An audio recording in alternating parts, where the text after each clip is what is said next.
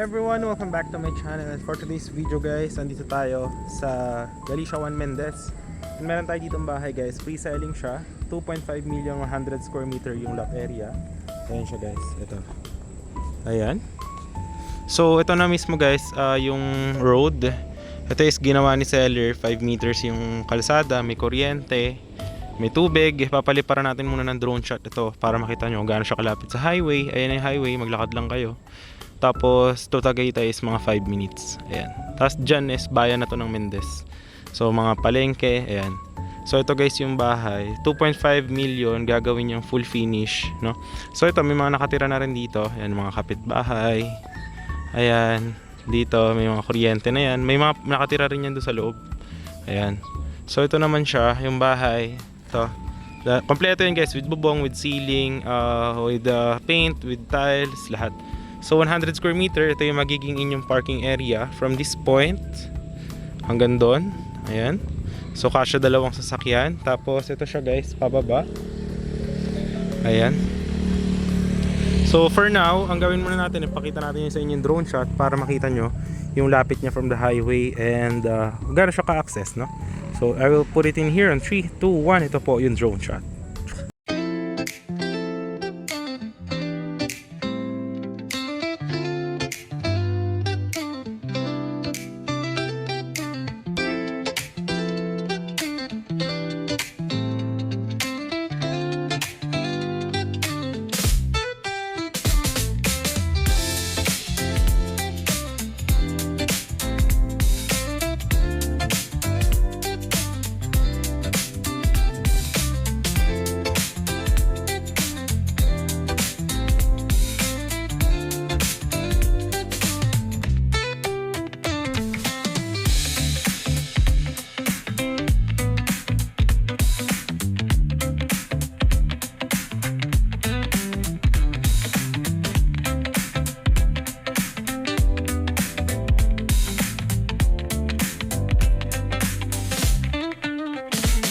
Yan naman yung drone shot. So ito yung bahay guys. Ayan. So meron siyang basement, no. Ayan. 2.5 million lang siya guys. Pero pag tapos na po siya, gagawin na po siya 3.2 million ni seller, no. Ayan. So may muhon naman na po yan, itong property natin. So ayan, hanggang dyan siya sa baba guys. Ayun sa baba, creek na po yan, no? So meron pa kayong excess lot dito sa likod, easement. So pwede nyo siya taniman. Ayan. Depende na po yan sa inyo. Pero yung property, ito siya. Ayan. Naayos siya ngayon. So yan, maganda po dito. Buhos talaga siya. Semento with bakal para matibay po yung pundasyon. Ayan, kung makita nyo po. So ito, puntahan natin yung loob para makita nyo rin po. Meron din dito guys internet. If you want internet po. Ayan. So malaki yung parking, no? Kasya yung dalawang sasakyan. Ayan. Tapos, yan yung mga kapitbahay. Meron yung paloob dyan guys. Mga bahay din. So ito yung inyong lote. Ayan. Ayan. So pasukin natin para makita nyo. Ayan. So ito lahat yung mga windows na yan. Gagawa nyo ng sliding windows. Sa end of this video, ipapakita ko yung sample nating mga project na dati is ganito, na tapos na, no? Na bili na ng mga clients. And na turn over natin yung iba. So hindi po to nasa loob ng subdivision ha. Nasa ano po ito, private property po. So yan siya guys. Ayan, kung makikita nyo po. Ayan. So maganda, no? Kasi yung bahay malaki din siya. Then this one, ayan, kung makikita nyo po. Ayan, meron kayo dong view sa likod, no? Ayan siya. And yan dito naman, kung mapapansin nyo po, yan, naka-semento po yan lahat, no? So ito, lalagyan dito ng pintuan here. Tapos may access kayo dyan. Tapos merong bathroom, 1 bathroom. Tapos 2 bedrooms naman. And living room malaki. Ayan siya. So dito yung gilid guys. Ayan. Marami tayong mga gagawin na windows dito. So ito, kumpletuhin din yung bubong. Pati ceiling siya. Ayan. So yan naman yung parking niya. Okay. So tara, baba tayo para makita nyo yung dun sa may view sa baba. So ito guys yung sa may buhos dito. sa baba. Ayan, makikita nyo po. Ayan, napakaganda, no? Ayan. Ito guys yung sa likod. Ayan. Alright. Yan.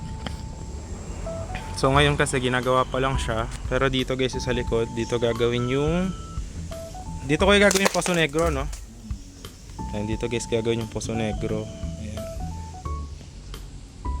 Tapos dito pwede nyo lagyan ng ano guys, dirty kitchen nyo. Or if anong plano nyo, pwede rin na parang dito garden dito sa likod. Ito easement na to. Yan yung creek.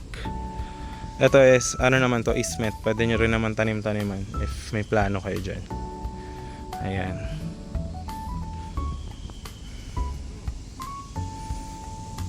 Ayan. So ganito yung view guys.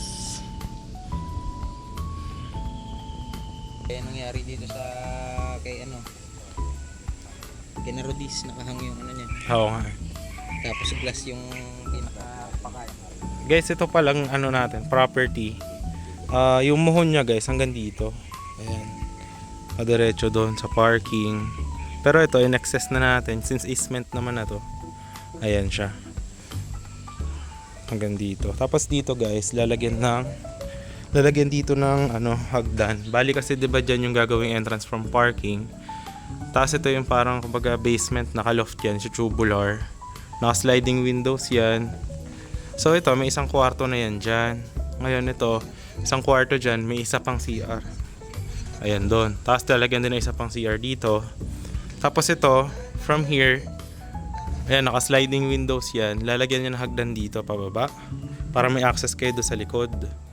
So yan, kayo nang bahala. Open space naman na tong sa baba. So kayo na bahala magpalagay. If ano, ipapalagay nyo. Pero yan siya. Ayan. Actually, napakaganda nito guys. Ang laki. Baga for the 2.5M, I definitely approve this one. Ayan. Ito guys yung doon sa may isang kwarto. Ayan. Ayan yung sa CR. Ito yung view.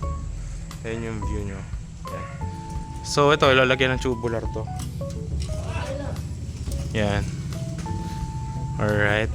So ayan siya guys. For only 2.5 million guys. Ito, sipin nyo 100 square meter. Ito. Pero hanggang dun lang yung muhon. Si seller, dinugtong yun hanggang sa likod. Since wala namang may-ari na yun, kayo na po yun. No? Napakalaki pa ng lote sa likod. Pero kasya dito dalawang sasakyan guys. Ito. So yan. If you are interested dito guys, ayan, message nyo lang ako. Napakaganda nito guys. Approved na approved. Talagang yan na mismo yung highway. With parking. Tapos full finish naman to. Naka sliding windows lahat. Tapos ito guys, pwede na 90% payment, deed of sale signing. Tapos pag na-turn over sa inyo, tiran nyo na.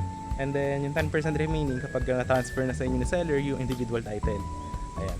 Tapos ito guys, pwede rin naman para transparent kayo since pre-selling siya. Down payment is 1 million, contract to sell. Pag na-turn over sa inyo yung bahay, that's the time na pwede nyo nang pag na-turn over sa bahay, tsaka nyo bayaran yung remaining 90%, then deed of sale signing kayo. Tapos yun, para transparent kayo ni seller. Pero ito, I assure you, this one is very good house. Napakaganda. Ayan, overlooking pa yung dun sa view sa likod, no? But yan, if you are interested guys, message nyo lang ako dito. Ayan, so yan, ang ginagawa na siya talaga. Yung bahay dito guys na iba, actually yun, tulad ng mga bahay dun na iba, dito rin natin ginawa. So siguro ngayon is ipapakita na lang natin yung mga sample natin na nagawa na natapos na. Para magkaroon kayo ng idea kung ano yung mga sample na itsura noon. So yun lang guys, maraming salamat sa panonood. Napakaganda nito, approve na approve. I hope that you like it. Yun lang, thanks. Ayan o. So ito yung water supply. Ayan, malakas guys o. Alright. Naka sliding windows na din to. Alright. So murang-mura na to. Ayan guys o. Kita nyo.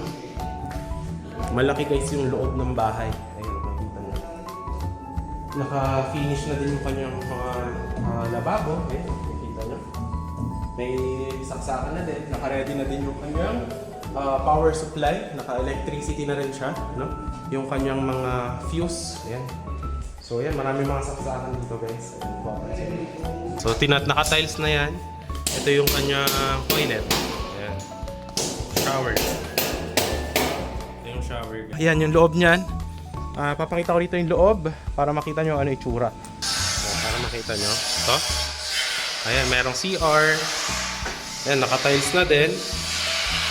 Ayan guys, ito yung CR. Ayan. Okay. Oh. Here. Ayan. Hanggang doon yung lote, guys. Hanggang dyan. Garden nyo pa yan. Alright. Tapos ito yung loob.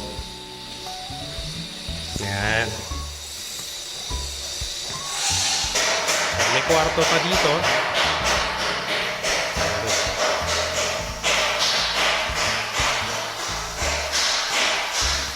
Ayan guys.